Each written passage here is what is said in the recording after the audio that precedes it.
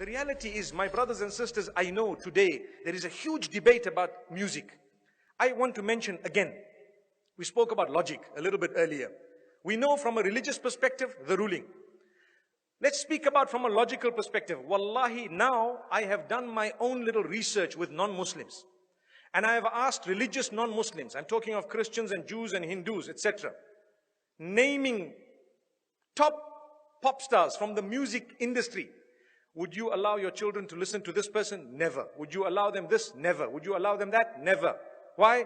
It's dirty, it's immoral, it's filthy, it's degrading, and it's unacceptable. Not in my home.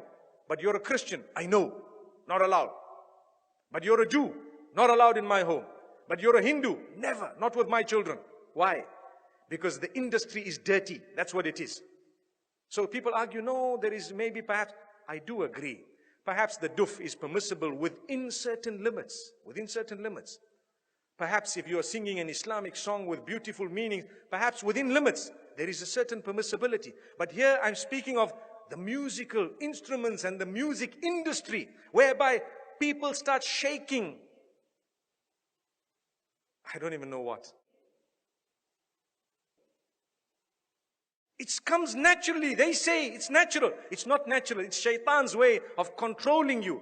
You listen to the beat continues. You start tapping your finger, you start moving your head. A little while later, you start moving the top of your body, and a little while later, you start moving the bottom of it. May Allah subhanahu wa ta'ala forgive us. And the words have become so dirty, my brothers and sisters, that it is a sign of the hour. And people say, nothing wrong. My brother, you have a beard that reaches the ground and you're still bopping. Astaghfirullah. May Allah forgive you and forgive all of us. You cannot do that. We need to be careful. I want to teach you something very, very beautiful. Why don't you replace that with the Quran? Melodious recitation. Listen to Ra'ad al-Kurdi. Listen to anyone else that you would perhaps like, Sa'ad al-Ghamidi. Beautiful recitals of your choice. Abdul Basit, Abdul Samad, whoever else you like. There will be so many people. Replace it. It's beautiful. It's soothing.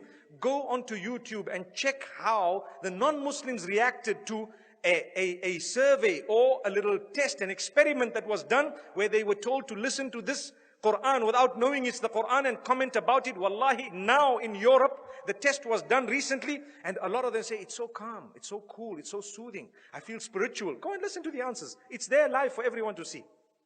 And we Muslims who have the Quran, we are not achieving any soothing, no comfort, no nothing from this. How and why? Surely you can replace it. I would rather be resurrected and arrive in the presence of Allah subhanahu wa ta'ala, having known as a person who gave up dirty music for the words of yours, O Allah. I didn't want to listen to all of this. I gave it up. I know there was a debate about halal, haram. I do know the majority of the scholars said it's not permissible. I do know some of them said, okay, within a certain scope it's okay. But remember, those who say within a certain scope it's okay, none of them say that the musical industry of today is permissible. Not even one of them.